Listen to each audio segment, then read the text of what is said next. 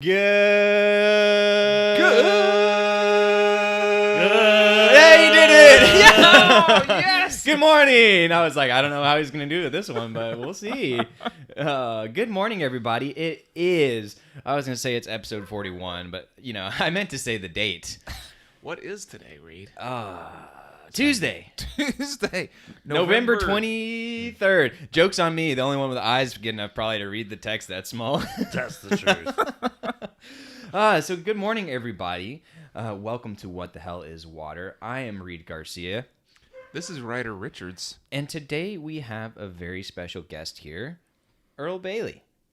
I'm not sure how special I am, but I am a guest. I've heard a lot of people say you're special in many contexts. And That's just the bus I ride on. yeah. Some of them were good. Some of them were good contexts, So yesterday we talked a little bit about a word called Ennui. And yes, in case you're wondering if we're talking about Xbox, PS2, no, we're talking about ennui. Ennui. It's kind of like malaise, but it also, we also talked a little bit about Thanksgiving. Well, real quick to interrupt, for people who don't like their definitions to include another word they don't know, why don't we try that again? Oh, ennui. Listlessness. Oh, great. There you go. Can we go a third time? How about dispirited? Just keep going for it. That sounds like my bar after a Friday Maudlin? night. I got maudlin, too, in there. Is that good? Can we do that's that? good. Maybe that's a humor. A bodily humor? Bodily humor. Yes. So, ennui, which is, kind of like how different is it from depression? Because we kind of ended up going in that direction. Yeah. I would say it doesn't necessarily have to be depression. It's sort of maybe a low-grade version of it when maybe you're having trouble getting motivated. It's the generic version of depression. Yeah. Maybe it's just the stage of life that you're going through. It doesn't necessarily have to be that, that there's anything tremendously wrong. Yeah, and that was one of the things we talked about yesterday. Before I tried to demonstrate on my beautiful iPad graph, and the iPad didn't work. But we were talking about how, everyone has their roller coaster, right? And it's just a matter of how high up or down that roller coaster is, and that ennui might be a little lower in the roller coaster. Roller coaster. Roller coaster. So we talked a little bit about that, and then we talked a little bit about Thanksgiving and the origin of that, and how it was used as a way to unite the country during the Civil War by Abraham Lincoln, which was a little fun tidbit I had never heard before, which was actually kind of surprising. Yeah. It's in a podcast, of course. Check out the podcast. Right. Don't rely on us for this. And then we talked a little bit about being grateful and Thanksgiving, and we ended with our challenge, which was to make your own traditions, or take back traditions, however you wanted to interpret that. The bottom line was, going into this holiday season, don't accept if you're always grumpy and unhappy and you don't like doing the things, then, remember, be accepting and compromising, and don't be the stubborn old uncle like Earl here. But, shift those traditions in a way that make them enjoyable for you as well. Earl, do you have any Thanksgivings that you just really want to fight against?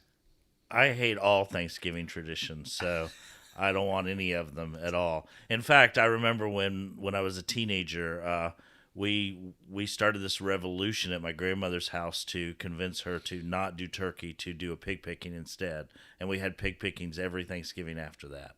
Well, teaser, you live in North Carolina. I don't know if this was then as well. Yes. Well, so it makes sense. I mean, pigs, everything right there, right? Pigs and bricks. I mean, in the story of the three little pigs, we know where the brick one lived.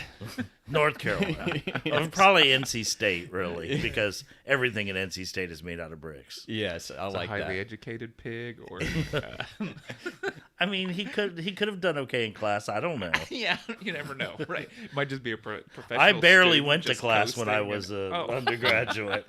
In fact, I had teachers talk about me not coming to class when I was not in class. That's great. Yeah. Great. But look at all your success. You're here on the podcast with us I today. know. It's like a dream come true. Who would have thought one day you might just be on this very couch? I mean, not in my wildest dreams. Oh, well, today we're going to talk about something that is also around the holiday times related, and that's religion. And so we're going to talk a little bit about what that looks like for some people, and Earl's going to share a little bit about his journey, and we're going to talk a little bit about the back and forth between Christianity, atheism, and we're also going to see where the conversation goes. We've done very little discussion beforehand to keep all of our thoughts nice and fresh, and we'll see where this goes. And so I guess let's start off with a fun, nice little softball question. Is there a God? No, I won't go there yet. But Earl, why don't you tell us a little bit of your background with what religion has meant for you over your life? Oh, wow. Where to start? Growing up, my family was Methodist, which the joke I tell is that it's the church of the covered dish. We were very, very loosely religious. We would go to church on the big holidays. Otherwise, we would have these periods where we would just kind of go for a while and then stop, and then go for a while and then stop. And sometime around my freshman year of high school, I got involved with a church youth group and started doing all the church camp, and I became a youth pastor and all this stuff, and I did that for a bit, and then I went off to college, and college kind of took me away from all of that, and sometime in college I started to feel like I was an agnostic, whatever the word agnostic means, because it means different things to a lot of different people. And then I struggled for a long, long time deciding whether I was an agnostic or an atheist. And because when you say one word, you get one reaction. When you say another word, you get a different reaction. People are so caught up on words sometimes. And it's really hard because a lot of my conversations about religion are internal, because many of the people in the United States, they're just not very ready or willing to talk about their religion in any kind of way that doesn't get them upset. Yeah, amen to that. And so most of my religion these days, or lack of religion, is all internal because I can't talk about it. So expressing some of these ideas, it's both a big treat to be able to do it, a luxury, but it's also difficult because some of them are these half-formed ideas that, you haven't aired out and you don't know how they sound when you actually say them.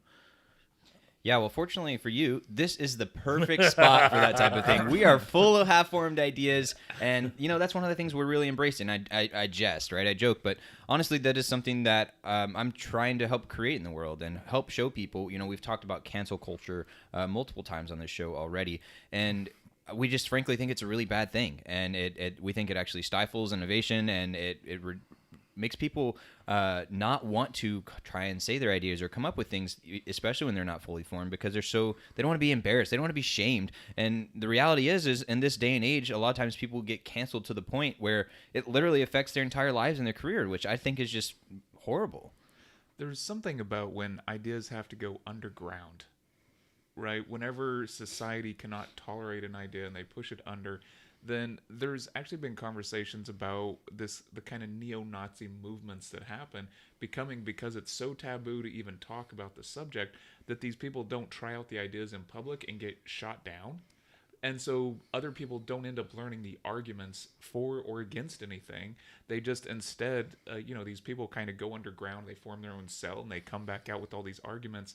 And then to say you're a progressive, tolerant person, you have no background in how to argue or fight against these ideas, because these ideas have not been presented to you on a sort of a daily cycle or throughout your life. And so, not that these ideas seem to need that kind of debate, but whenever you do put it in front of a debate cycle and somebody doesn't debate well on these ideas, it makes this sort of darker side look like it's winning, whatever that might be. So there are these kind of tendencies to push ideas underground.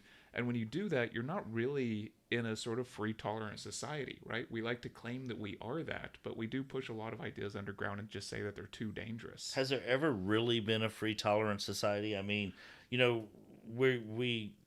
I mean, genetically, to a certain extent, we're preconditioned to want to form groups. Mm-hmm. We're preconditioned to gather together into people like us, you know, and the people who did that, they survived, and the people who didn't do that, they didn't survive evolution. And so we have this strong feeling. I mean, whether it's religion or people look like us, you know, our skin, or whether it's because we speak the same language, or whether it's because we support the same football team, it's all the same thing. This, I call it groupism. I feel like this groupism is what stifles individuality and these ideas where you might not feel the same way as the group around you, but you don't want to separate yourself from the group because the ramifications of separating yourself from the group are so horrible, you know, and they always have been. And believe you me, I mean, groups have known this for a really long time, and they use it as a big stick to keep people in line, you know? It's like, if you're not going to do things our way, we're going to like shun you. We're going to make you feel like you're worthless because we don't want the next person to do that, because we're stronger if everybody does things the way we want them to do it. Right. And are we really stronger? Well, I think that's what the groups think. Yeah, you know? yeah, which is, it's just interesting to think that we might actually be stronger with more sort of diverse thoughts circulating. It just sort of, even when it comes down to genetics, right? When something gets too inbred, you start having problems. Sure. No, that's a good point. A couple things there. One, I wanted to point out that, you know, y'all are talking about groups and in groups and out groups. You know, it gets to that caveman brain, kind of like you were referencing there. And we're talking also kind of about at a society level as well. But I also want to make sure to point out, you know, for some people at home, they may already be thinking this, but some people maybe not. This group can literally be your family, right? Mm-hmm. And it doesn't have to be some larger societal class or something like that. It literally can be your family. So say, for example, you come from a nice, loving, caring Catholic family, and then, you know, never did birth control, minimal pre-marital or pre-baby planning, and, you know, lots of, you know, babies happened when they did, and then there's some where there's big gaps, and you're like, oh, you know, you 15 years later, huh? You wanted to start again, and then things like, oh, divorce starts to come around, and it's like, oh, what does that mean in this Catholic family? And then there's things like marriage and death, where religion often comes up, and these are all areas where it gets to be very conflicting very quickly. And real quick, I wanted to point out a book that I really enjoyed, and I would recommend both to you guys and, of course, to everyone else at home. And that book is called The Righteous Mind: Why Good People Are Divided by Politics and Religion. And that's by Jonathan Haidt. And I believe I might have recommended that once before. I just put it in the chat. He's got some other good books as well. He's a great author if you haven't followed him. Yeah. And the biggest takeaway I had from that book is the reason why people get so divided is because, again, it goes back to that caveman brain. And people take religion and politics so deeply within themselves that it is part of their identity. And so when you start to question it, when you start to talk about it, when you start to maybe poke holes in it, you're literally threatening their sense of self, whether or not they realize it. And the reality is 99.9% of people probably don't realize it, which makes it that much harder. And so when you're threatening their sense of self, it immediately gets to that caveman defense and like, "Grr, gah!" And that's why you end up with people yelling and screaming at Thanksgiving, over the table, on television, you know, all those types of things. A little side note on that, but yeah, whenever the self gets kind of wrapped up into things like politics or football or something like that, when that becomes the self, there's also this tendency that we have to commodify the self, right? So all of a sudden there's products and services offered because this is you that you're buying. You're signaling that this is who you are. Signaling is really important in groups. Yes, isn't it? Yeah. Yeah, so one of the other things I wanted to touch on was Because I'm also curious how well this is replicated, if at all, in other countries. But in the U.S., this whole very much, as you're a kid, you're growing up, you're going to church because your parents are going and they're encouraging you to go. And then, especially this day and age, that starts to become a debate more. It's like, how much do I push my kid into the religion versus let them decide? And then also sometimes, especially with the more the religions that have more ritual and time-based things, for example, I'm thinking of like Mormonism. I imagine this could also happen with Judaism and Islam as well, where it's like, hey, you got to go a lot of times. You got to go a lot of days. There's certain things you can and can't do. Like the stricter people kind of get restricted, the more they naturally want to rebel. And so there's this whole kind of thing as people are coming through childhood and into adulthood, they then start to question and wonder about things. But another aspect in there, and you guys can grab what of this interests you, is the whole idea of when am I old enough? When do I know enough about the world to say and to decide for myself? One phrase a lot of people would say is, "Oh, Jesus Christ is my Lord and Savior," and then maybe they would get baptized, maybe they wouldn't, but they make a declaration of faith often publicly, and sometimes that's as young as 10, and sometimes it's older, and then also with certain denominations and certain religions, sometimes they do that at birth, basically, right? They have the baptism as a baby, and then later on sometimes there's a recommittal. So yeah, I guess before I ask a question, does any of that jangle something loose in y'all's heads? Earl, you wanna take a swing at that? So yeah, I mean, one of the things you talked about was ritual, and ritual is really comforting. Whether it's religious ritual or, as we're going into Thanksgiving, the ritual that people feel when they have the Thanksgiving dinner, or the ritual that you feel when you put up the Christmas tree, whether you're religious or not. I still put up a Christmas tree. So the ritual is one of those things that makes us feel that we have some control over the world, that things are the way they've always been, that, okay, this time of year comes around, we're doing the thing we've always done, everything is okay. And I think that one of the things that for a lot of people religion is so important is because of this ritual of doing things a certain way, of saying things a certain way, of saying you believe certain things, because it's comforting to be in that place. And a lot of people don't ever take it farther than that. They just want to go to church on at Christmas and Easter and feel those rituals and feel like everything is okay, and they never look farther into religion beyond the ritual part of it. And I think what's interesting about that is that most people they can look at religious rituals for other religions and think how crazy they are, but they can't see that the rituals that they're practicing are just kind of as crazy, from to an outsider's viewpoint. And one of the things I say occasionally is like, the feeling that, like, if you're like a mainstream Protestant, Christian person, the way that you feel about the cults that you hear about, like the doomsday cults, for instance, and how crazy they are. Great, cool.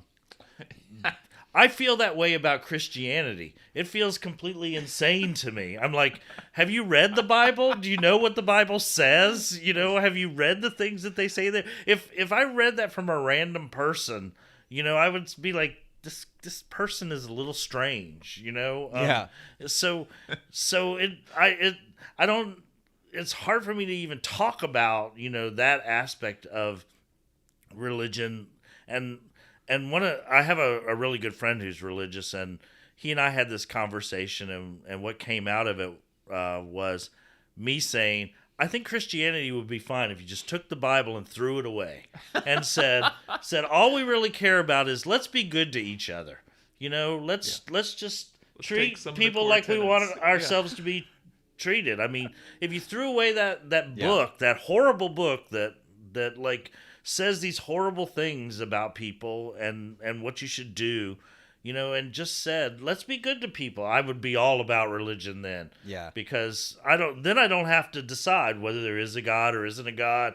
I don't have to pretend like I need to be good to go to heaven. I can just be good just because I want to be good, Well, Ryder, real quick before I let you respond, okay, you're this is great. Just keep going. Yeah. Well, one thing I wanted to say was, first off, this if you're feeling very tense right now and you're kind of stressed out, like, you might be one of the people who really need to hear this. Like, if you haven't heard discussions like this, then maybe it's good to hear some discussion like this. And at one point, I said to a family member, is like, hey, I think it's important to always be questioning. And there is a time where you can go too far and you don't have that solid rock to stand on that gives you that comfort that keeps you anchored and things like that. But there is a healthy amount where it's like, hey, let me at least look into this, especially if it's something that I've not done for myself as an adult who's now been around in the world for a while, seen some things, had been able to think about my own thoughts and that type of thing.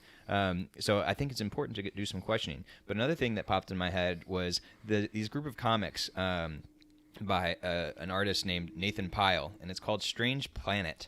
If you guys haven't seen it before, it's great. Yeah. And it's basically hand-drawn comics, and he describes worlds. The scene is as if they're aliens, like watching what humans do, and he describes it, and it's like, it makes it sound so strange, even though they're things that we do all the time, right? It's like, oh, and I'm making one off the top of my head, right? Yes, they go and they excrete in these thrones, and then they flush them to a central facility where they can collect them all. And it's like, well, it sounds really weird when you put it like together like that. And that's one of the things that it's hard for you to do because religion and politics are so core to your identity. It's hard for you to be like, well, you should throw away the Bible? That's my most holy text. Like, what are you talking about? But if it's like, hey, okay, what if I told you there is an imaginary person up in the sky who sees over all of us, and he waved his hand and all these things appeared, and then as a way to say thank you, we take pieces of bread that we use to represent his body, and we tear him apart,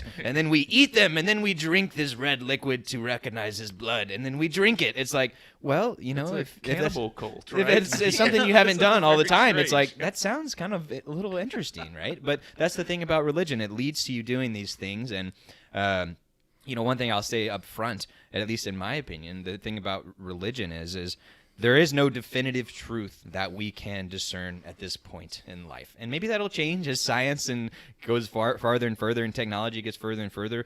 But regardless of the religion, and please feel free to disagree with this, there's always going to be what's called the leap of faith, right? And that's where the term faith comes from. At some point, you can no longer say definitively, this is how it is, or this is how it isn't. And you get to a point where it's like, well, there's a gap in logic, there's a gap in science, there's a gap in proof, so you have to just believe. And what some people do is, some people, especially the more academic, logical, rational, highly educated people, they go and they do all of this research, and then they get to some point, and at that point they say, well, I recognize that this, may not exactly fit everything perfectly, but one, that's what I believe most, or maybe that's my best bet. Like, hey, if all else fails, I mean, worst case, I believe I go to heaven. If I don't, then what? I mean, there's no afterlife, so what does it matter? Yeah, this is like two major kind of philosophical things. You have Soren Kierkegaard, right, who talks about the leap of faith. So if you want to go down the deep trail and you want to like dig into this, like what it means to get to the point where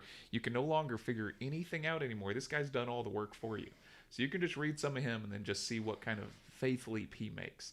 The other one is Pascal's wager, right? Do you want to explain that one? Or Earl, do you know that one? Yeah, I mean, I can't say that I could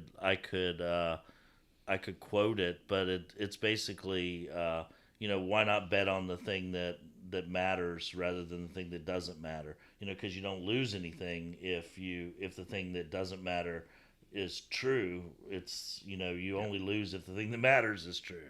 Yeah, and this is one of the things with heaven and believing in God is if you could gain heaven by just saying, I believe, well then, and what if you lost? What if there actually was a heaven? What if there's like only a 1% chance of there being a heaven, but that's infinite? And yet the other 99% would be you just die and nothing happens. So it would honestly just sort of make more sense to go ahead and declare that you believe. Yeah, before our mics went live, we were talking about math, and I'm sitting here thinking of expected value, right? It's like 99% times infinity, plus 0.0001% times question mark. Yeah, exactly. Yeah, so that was kind of Pascal's wager, is if you actually want to look at it like from that point of view, it's like it makes a lot of sense that you would just decide to believe. But that's a funny idea in itself. But so my counter to that, so I should probably preface this by saying that I have some personal reasons for thinking that if there is a God, I really want nothing to do with him. But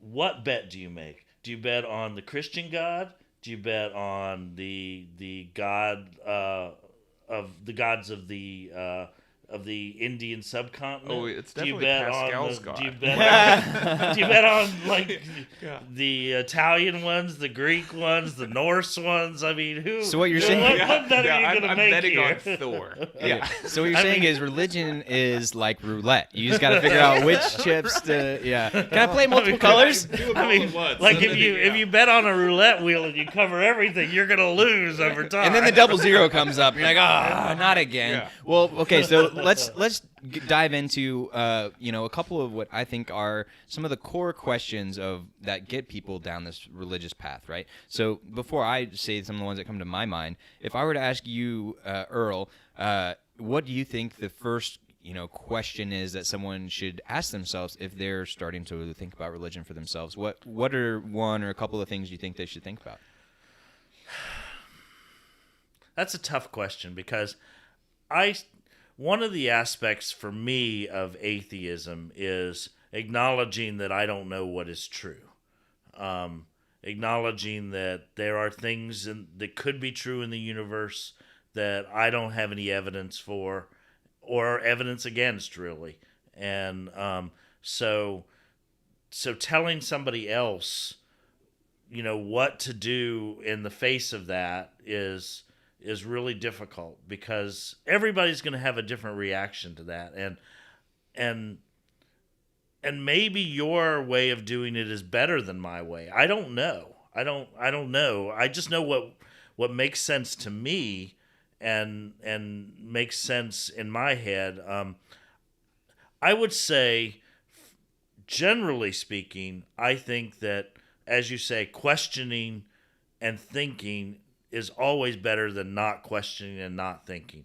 Even if you arrive at the same conclusion, the fact that you thought about it and you gave some time to consider it beyond the knee-jerk reaction of your background and what feels normal based on your background, just doing that, I would respect you a lot more no matter what choice you came up with because you thought about it. It's difficult. I mean, one of the problems I have with, most of the outspoken atheists in the world is that they sound so certain. I'm not certain. I don't know anything really. I mean, I live in this crazy world that who knows how it all really works.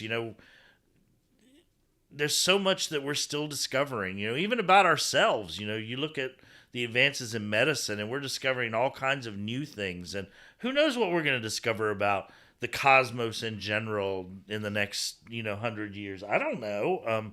So I guess try to keep an open mind, try to question, try to think about things. I mean, yeah, well, I'm not going to be able to quote it verbatim, but there was a sentence in there which is honestly kind of the core of what I try and teach for everyone across all of these things of life that we teach about. And it's not just religion, which is think about it yourself a little bit, right? And then come to a conclusion and you'll be better off. And guess what? You're probably going to come away with more questions because there are people who spend their entire lives looking at some of these things, whether it be religion, whether it be politics. Maybe it's something completely unrelated, but the taking the time and effort to think about something for yourself and then form your own thoughts and opinions on it is invaluable. And I think it's something that people have done less and less, especially in American culture, as time has gone on, because guess what? There's more and more people, telling you what to do and think, right? And that's one of the big key differences that we're trying to do with Helpful for Life is we're not trying to tell you what is right. We're trying to present the arguments for you and let you decide for yourself. It's actually within our mission, purpose, vision statement that it's like, helping you choose, and I'm going to mess up the words naturally, but it's helping you choose what is best for you. You know, I've had many people, after I tell them what the purpose of Helpful for Life is oh, great, you know, you can do that for me, or you can raise my kids for me. Like, no, I'm not doing that, because I'm not going to pretend to know your situation and what's going on with you, but I can tell you all the things you need to know and get you to this good source for information so you can make those choices for yourself. So I really like that idea of thinking for yourself, and then coming up with your own opinions on it, because again, I don't think people do that very often. Well, it's kind of curious, right? That we have systems in place that are called education systems, right? And we pump people full of knowledge. But I think what we're talking about here is something a little different. This idea that this kind of self-awareness and the idea of sort of deconstructing things that make you either comfortable or uncomfortable, right? And then being able to sort of sandbox and tolerate different ideas over time. I think those are all things that, you know, that, of course, my podcast is actually called Let Us Think About It, right? So when I start sort of thinking about that, a lot of it came down to this idea of just being able to sandbox ideas. Just like, let's hold on to these ideas for a while, play with them, see what happens, tinker with them, be slow to reach a conclusion, be slow to make a decision. And we seem to sort of operate in a time period where that's, I don't know, it's definitely not sexy to be slow and mull over a decision for a long period of time. You know, we have people jumping on Shark Tank and television shows and they have to make instant decisions. And sometimes that's worrisome to me. The idea that people have such clarified ideas of who and what they are given any circumstance. I agree. And I think one of the things that troubles me about, you know, this day and age is, and I don't know that I agree that people are any more inclined to be non-thinking now than they ever were, because I think people are people, you know, no matter where you go, no matter what time period you go, and people are people. But that being said, I do think that there are additional things that can come into play here that are troubling. And one of the things that I find troubling about the internet is like, if you were a person who was very different from the people around you, let's say from religion, or maybe your gender, or maybe your sexual preference, or whatever it happened to be, you could feel very isolated in the old world, you know, and you could be manipulated and all of that because of a desire to fit in with the people around you. Well, the internet let you find other people like you. And that's a great thing. That's a great thing to not feel alone. However, what's not a great thing is some of these things that have happened in these communities where they tell you how to be that kind of person. Right. Like, you can only be an atheist if you do this, or you can only be, you know, a trans person if you do this. You have to represent our community. You have to represent other people like you. Well, just nothing makes you, we're all very, very different people. You know, we're not like each other in very significant ways. And yet we are like each other in lots of ways. So, yeah, probably more in common than not, I would assume. So yeah, I mean, yeah. I don't like this representing communities. You know, that you can only be a certain way if you're something, if you call yourself something. And I think, again, groupism. It's like this enforcement of group dynamics and group identity, and signaling that you're part of the group by doing certain things. And that's dangerous, I think. And that leads, again, to not thinking about your choices and, you know, just going along to get along. And that part, I think, is different for us. Well, some of the things is, so I'm going to touch on the point of whether or not I think it's different now versus before.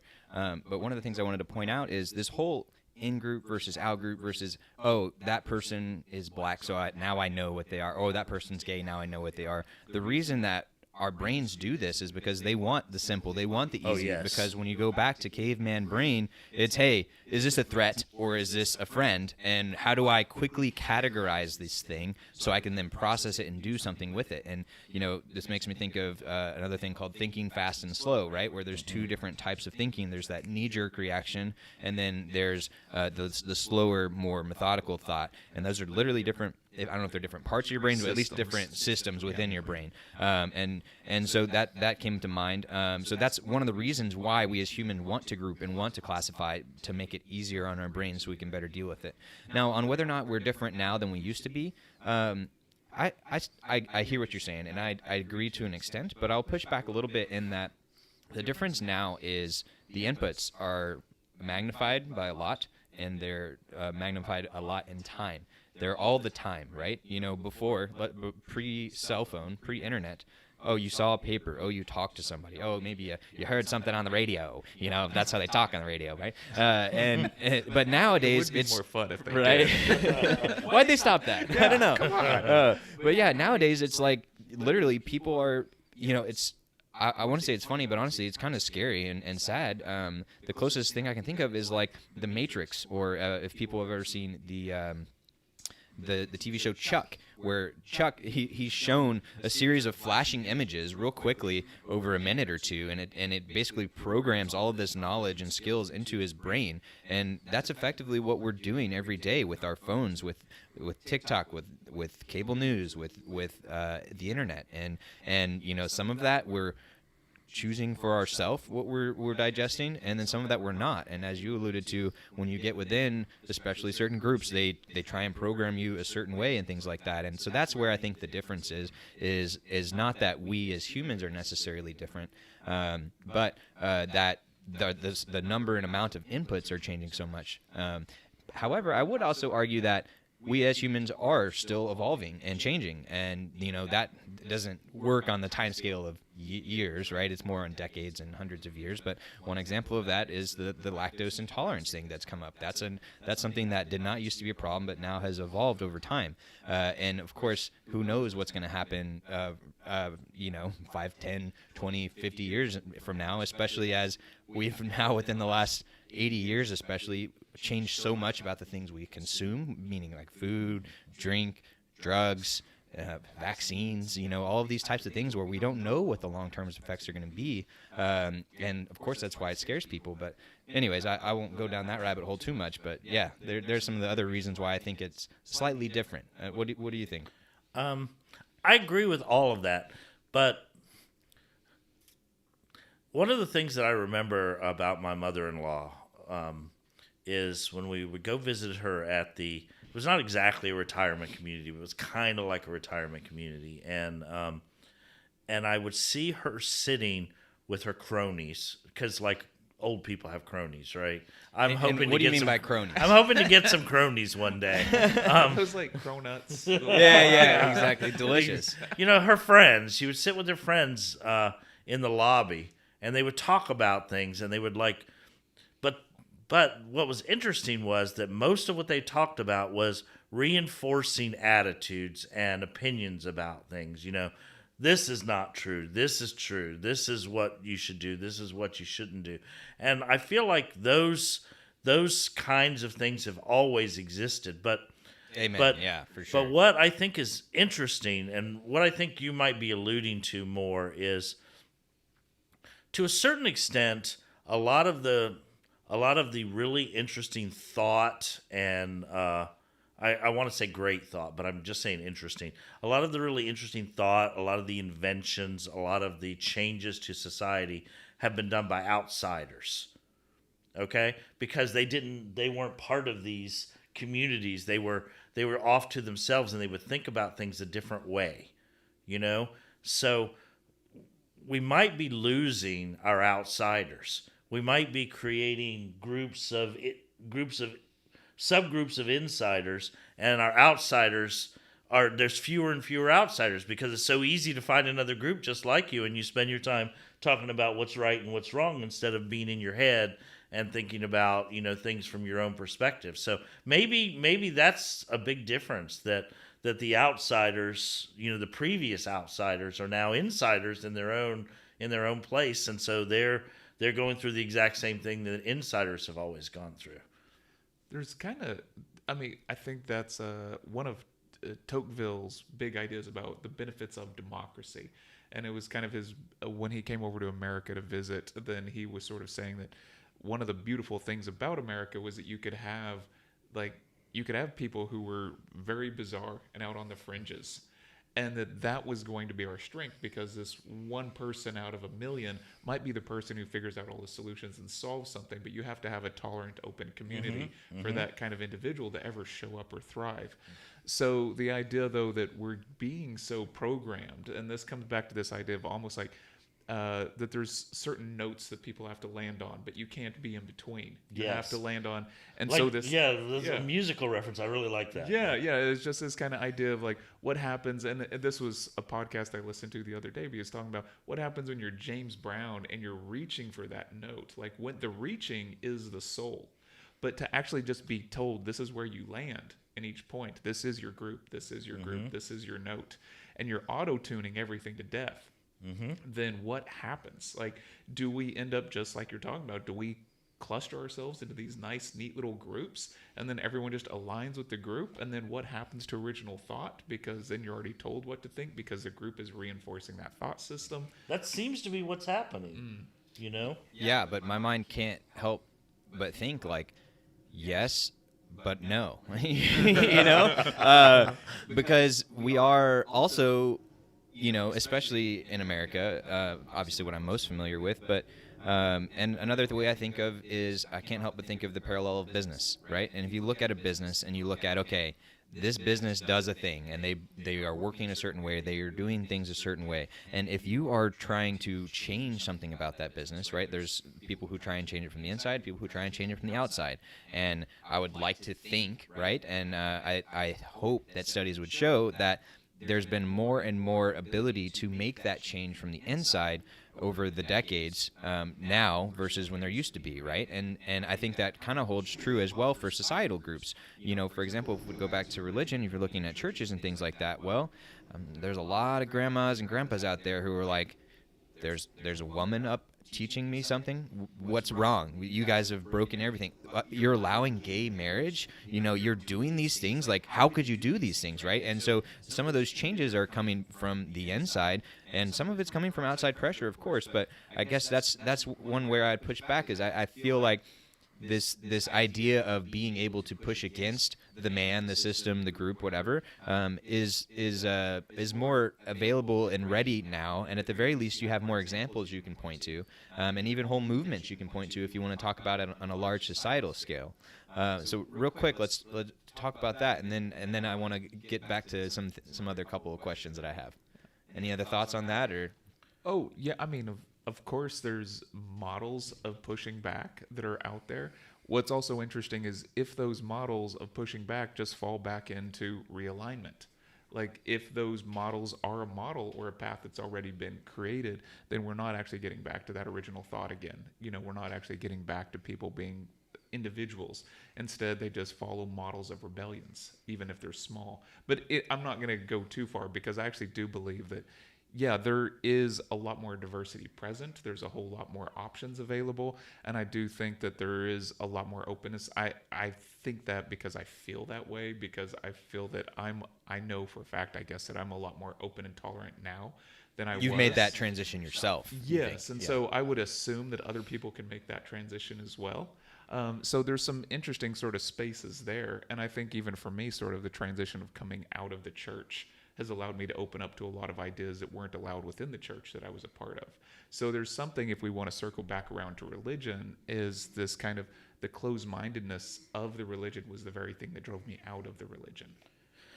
I think I agree with you that there are good things that come from outsiders being able to group together and have their voice be heard. I think that's really good. As long as, going back to the music thing, it's not one note that, you know, it's like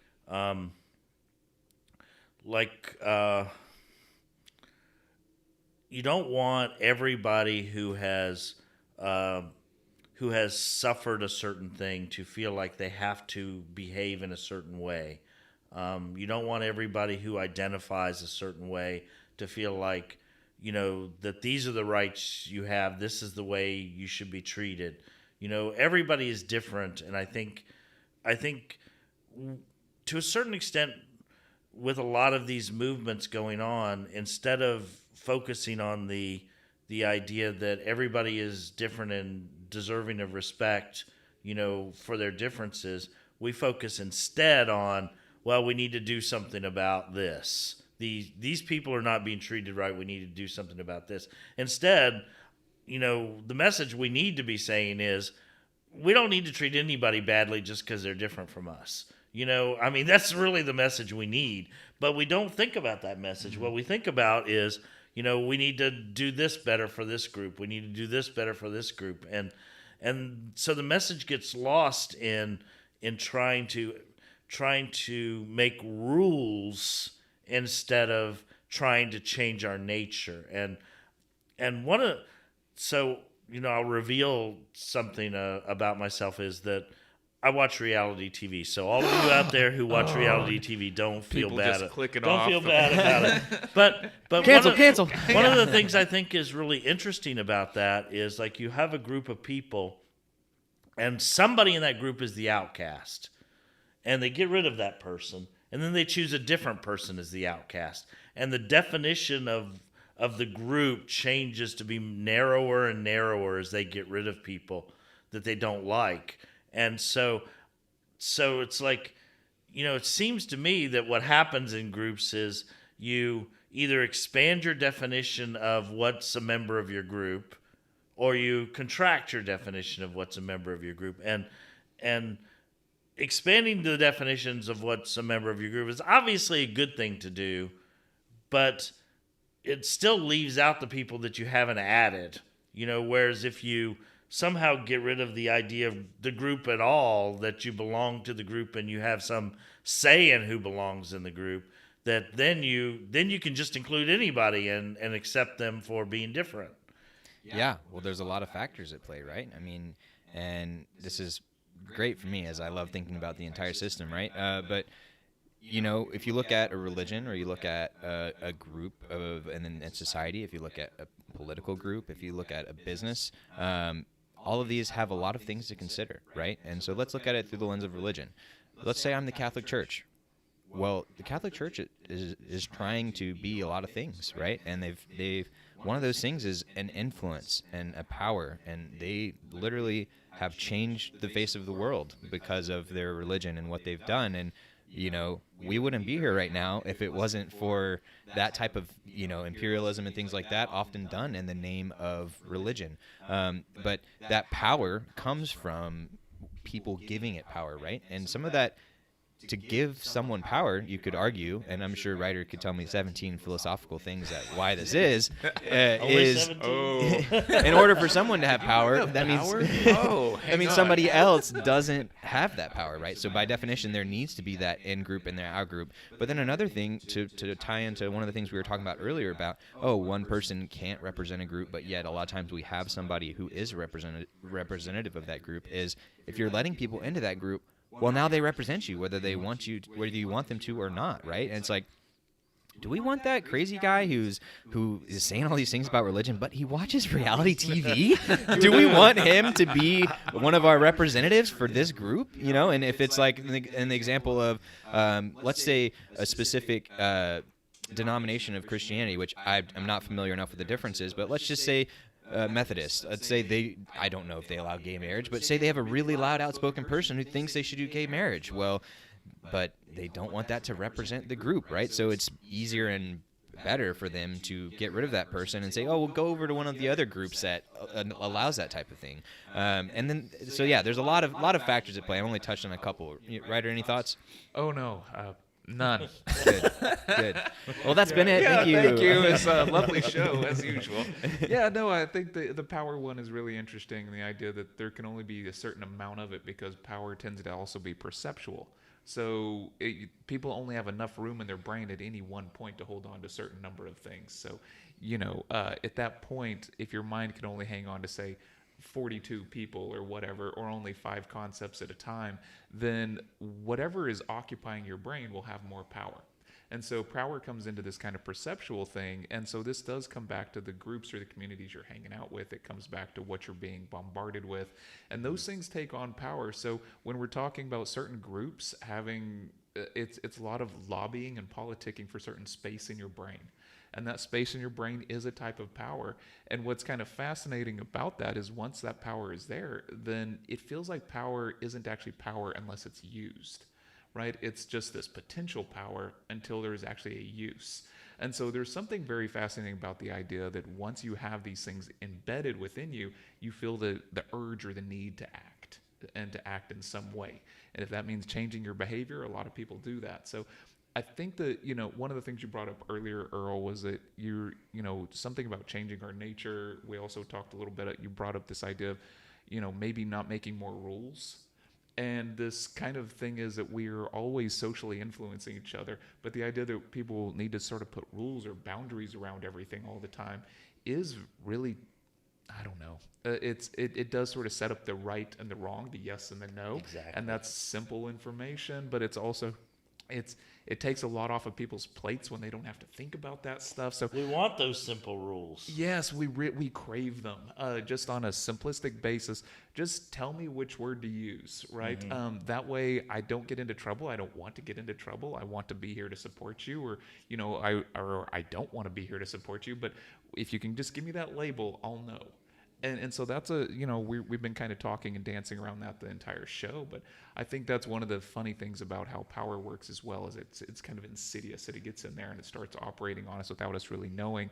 And then there are notions that we have to take action at some point on it for it to be really active. So yeah, once those spaces are involved, we got to act. And I think that's a sort of a bizarre thing, is the idea that you were talking about earlier, being agnostic or atheist.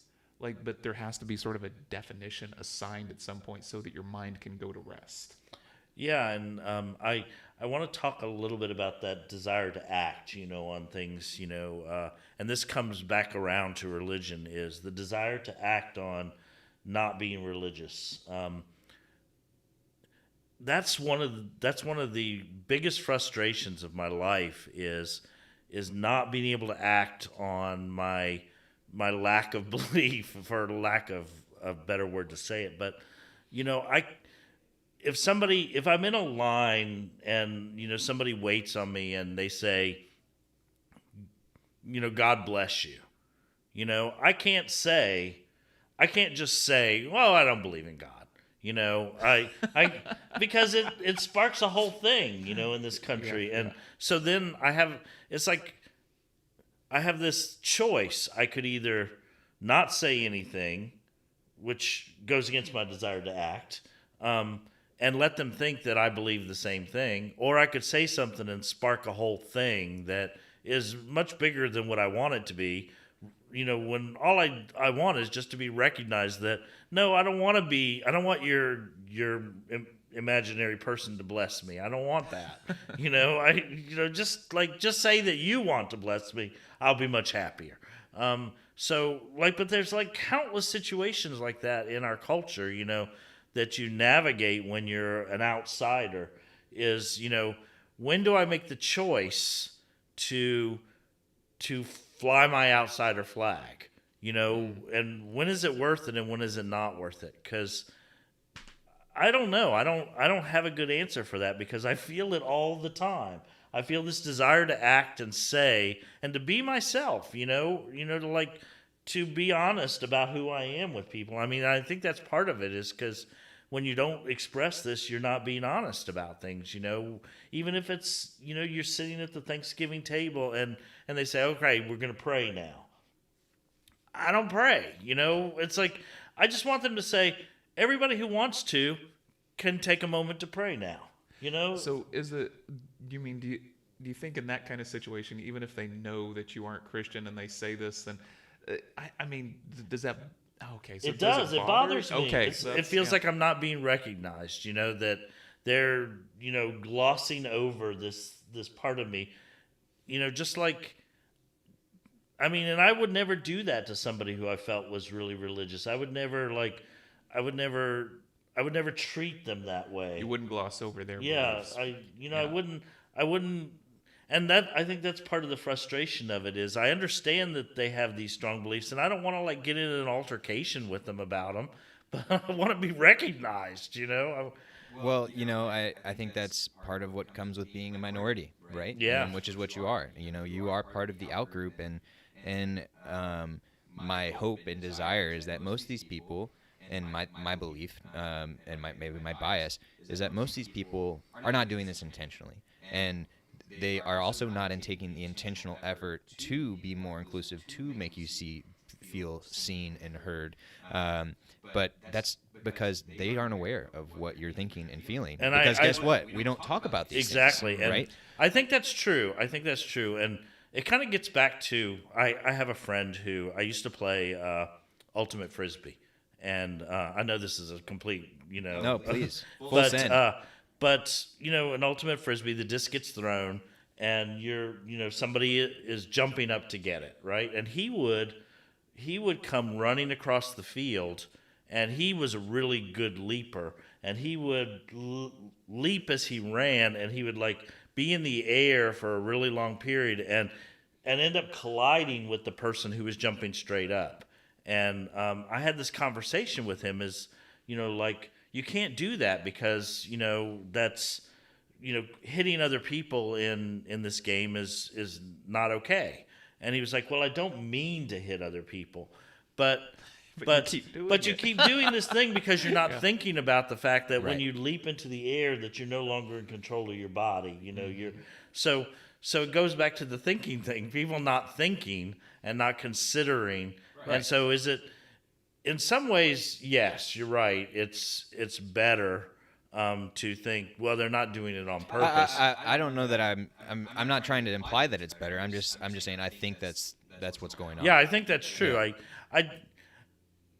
Yeah. Well, there's another side, if you don't mind me butting in for just a second, but the idea behind most religions is to proselytize. Oh, yes. It is the force. Define that for me. Oh, sorry. Yeah, it is to preach their ideology. It is to preach their religion. And so that means that they need to spread out and find followers. Right. Yeah, I'm so glad you brought that up. I was just about to say, I mean, one of the really important things when it comes to especially politics and religion is this idea of, hey, if we believe that if this other person, is doing something or not doing something, then something really bad is going to happen. And this gets really complicated really fast. So in politics, one of the first things that comes up in mind is abortion, right? And that's another area where it's like, abortion comes down to what you think in faith. Like, unless there's some crazy advance in science that we don't know about, that's always going to be a debate, and there's never going to be a right and a wrong. But the reality is if I think, let's say Ryder is a lovely woman, and Ryder-esque is, what is a girl Ryder name? Ryderina? Ryderina. So Ryderina is with child. Please put your hands right here as Up here, is that's required. pregnant women Yes. do. Yeah, Rest it and on the bum. and if I see I've got my hand resting. hey, it's Thanksgiving what food, baby. exactly are you saying? Food baby. The Thanksgiving week. The shower? Is there going to be a gender reveal? Earlina. What is the Earl name? There's a Earl name too. Girl. If we have girl here with child, and we see girl going into the abortion clinic, and I literally think you are about to commit murder, right? I think you are about to murder somebody, which I think is wrong, and that is what inspires and urges me to say something and do something. And another example, and this is especially true when it comes to family, but also friends, I think there is an eternity. And I'm saying this in a hypothetical sense, right? I think there's this eternity, and after our bodies go away, we are going to live on forever in this amazing place. And I think you're going to go to this horrible opposite place of that. And I really care about you, and I love you so much that I want you to be in this amazing place with me. And because you're not going to be there, I really feel like I need to tell you about this thing. And obviously, as I'm sure you're well aware and have felt many times in your life, that leads to some people, getting in your personal space and overstepping your bounds and not respecting your beliefs and not respecting the fact that you've thought about these things, right? Which gets uncomfortable really fast. And guess what? With some religions, it's even more complicated with that. In Mormonism, there are levels of heaven. And it's, hey, all right, you're in the club, but Totally you're not a pyramid scheme, though. Yeah. Totally not. Yeah, I want to make sure we don't cheapen any religion, right? But that's one of the things is like, okay, now you're in, but in order to get to this level, you have to do these things, or you can't do those things, right? And so it gets really complicated really fast, especially when it's somebody you really, really care about. And in one ways, like, again, am I saying that it makes it better? I don't know. Maybe not, but at least it's coming from a good place. But yeah, I'm sure you have some thoughts on that. It's hard, and yeah, that goes back to something I alluded to earlier. If there's a God, I don't want anything to do with him. But I mean, if you have two people, and one of those people does good stuff all his life and is not religious, and the other person does bad stuff all his life, but the year before he dies, he decides to or on his deathbed change and be religious, and he goes to heaven, and this person goes to hell.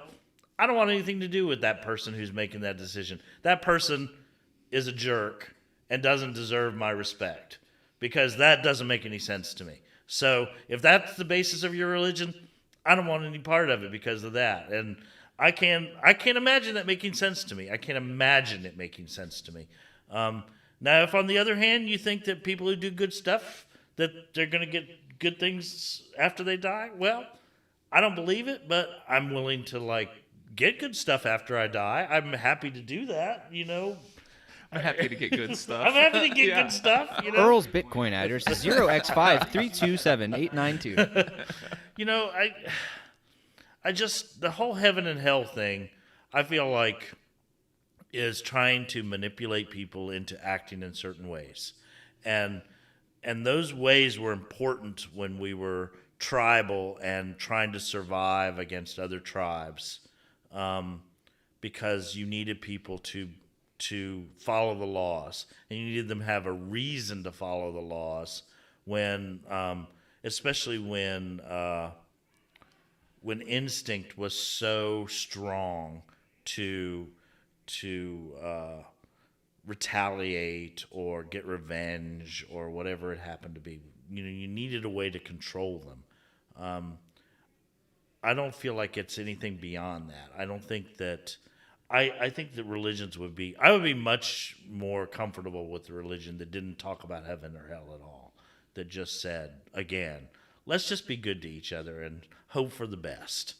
I mean, why not? Why not do that? Yeah, that's as you were speaking, I was thinking of this. You were talking about the idea of heaven sort of being almost like a manipulation, right? Yeah. So in that way, these religions are, they're operating in bad faith, right? Without actually knowing whether or not this thing is true, but promising it and then changing behavior based around it. Yeah. So there's something that's in there that does sort of say, okay, well, if this is the problem, is the manipulation, then let's just go back to what is the sort of fundamental core that we can agree on, which would be being good people. And even that's kind of a, you wonder where that stems from. And that stems from somewhere, and it's sort of culturally pervasive now. Mm-hmm. That might even be Judeo-Christian. I don't really know. It might not. It might go all the way back to something else, and it just somehow bled through all the way up into now. But I kind of like this idea that it's like if we could just agree on sort of that principle, it tends to help. But of course, everyone's going to have a different version of what's good and what's bad and what's good for them. There's the golden rule, and then there's this kind of add-on to the golden rule. What is the golden rule? Do unto others as they should do unto you. But then the other thing is well, really, you should do unto others as they want to be done too. Right, so you sort of yes. So you Bless can kind you, of swip those I'm things up. Yes, right. That makes me think of something about standing in line.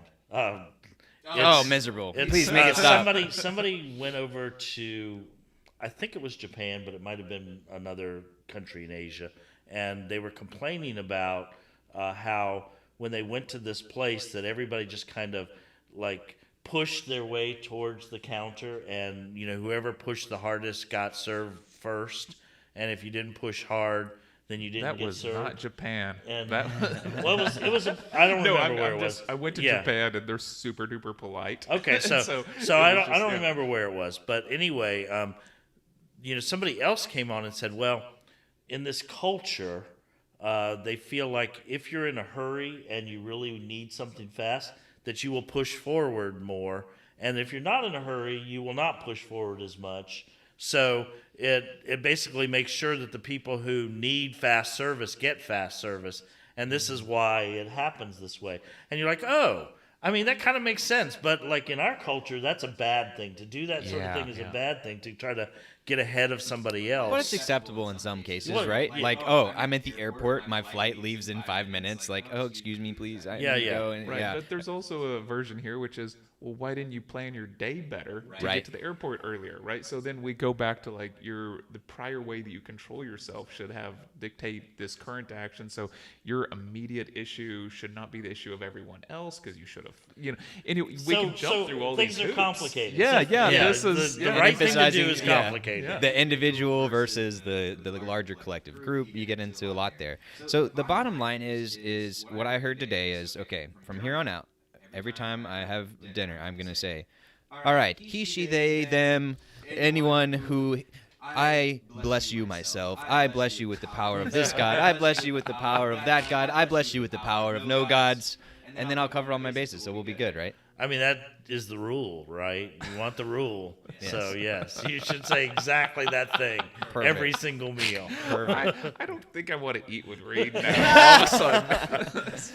Oh, man. So, I mean, he makes good drinks, though. So Oh, he's okay. Yeah. Well, there we go. yeah, if you only drink and don't eat, So it all can we leads to get good the things. drinks before we get to that part? Yes, Lubrication yes, and make it definitely. through It helps the that. eyes roll a little Yeah, easier. yeah. You know? Yeah.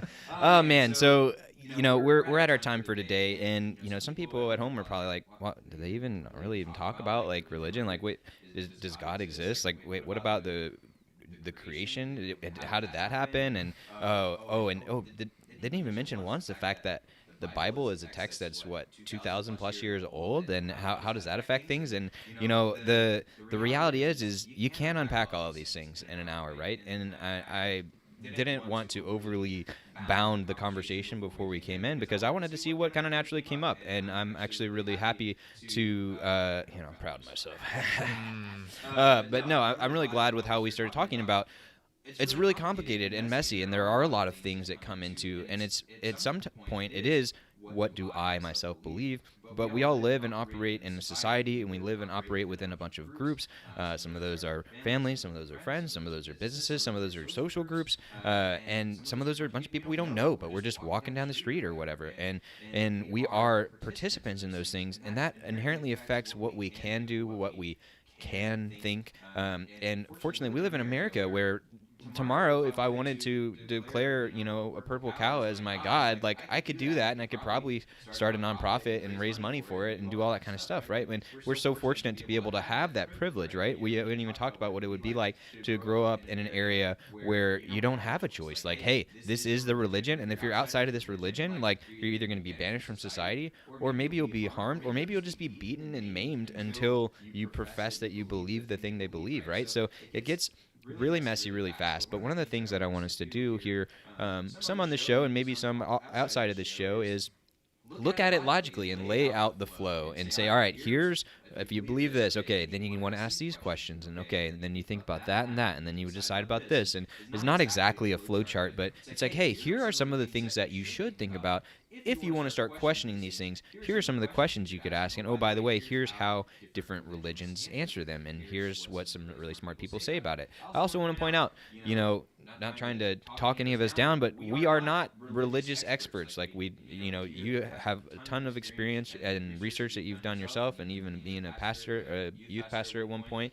And however, there are always more, right? And there's people who've academically been studying this for decades, and there's whole bodies of knowledge that we've hardly tapped into today that I want to help bring to others and help. Hey, those people in their libraries, reading their old books and talking about things. We got to bring them over to the couch, so they can talk about things at a regular level. But the point is we started the discussion today. We started talking a little bit about how being in a group and a family, and it can affect things, and how maybe you could be a little bit more thoughtful of when you're saying things, even something as simple as, oh, bless you, or I'll pray for you, or things like that, where it's like, oh, you think you're doing things from a good standpoint, and But also sometimes, yeah, you're playing a numbers game, and you know you got to recognize there is some minority, and there's also just the truth of you're never going to be able to please everybody, and you're always going to be rubbing somebody wrong. But that doesn't necessarily make it any better. It's just kind of the reality of it. Any last thoughts from you guys? No, this was a great discussion. Yeah, so thank you so much for joining us, Earl. And you know, like I was alluding to, we'll be talking about this some more. Any thoughts for a challenge for today, either of you guys? Earl, you got anything? I mean, Reed and I usually come up with weird crap, but A challenge. Yeah, so every show we like to have one challenge where it's like, hey, if there's one thing you could do today to, you know, make your life better or make you think about something differently or whatever, it could be on theme with the stuff we're talking about, or it could be out of left field, or you can be like, Reed, dude, come up with your own challenge.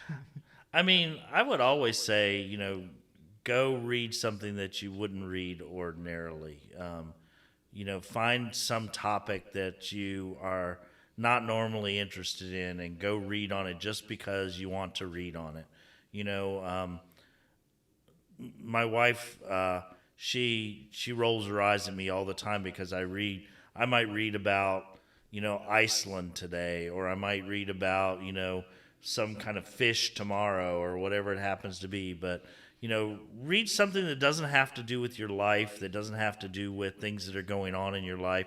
Just like read something just for curiosity. You know, be curious. That's what I would challenge people to do. Yeah, I think that's great. You heard it here, guys. So go read something that you would not normally read. Read to be curious, and maybe that has to do with religion. Maybe it doesn't. It doesn't matter. But read something you wouldn't normally read, which reminded me of, you know, one of my favorite parts of the episode was a couple seconds that you said, and we're gonna grab the clip so we can share it. But it was something along the lines of, hey, this is something that is normal because of where you are and the things around you. And that's so easy for us to forget. Normal is just something that the people around us have decided is normal. And if you take that and that same exact thing and you go to a different area of the world or a different social circle or a different group, that normal is no longer normal, right? And so that's a really important thing to remember. And especially as you're looking into things, and especially as you're starting to question things, recognize like, hey, just because it feels weird and there's a friction where you're at doesn't mean that that's not normal, right? So I would like for the new normal that we create to be being more curious and questioning things a little bit more. So with that, everybody have a wonderful Tuesday, and we look forward to chatting with y'all tomorrow.